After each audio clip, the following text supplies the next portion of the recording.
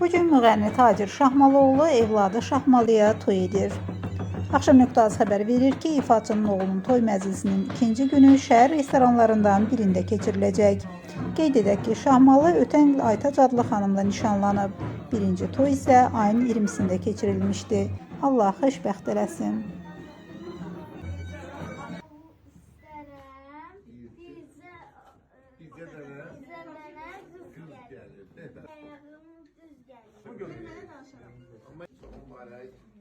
Allah xeyir versin bu oğlumuza.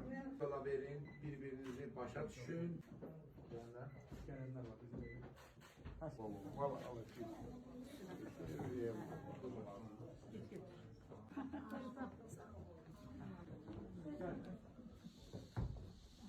Ya hayırlı olsun.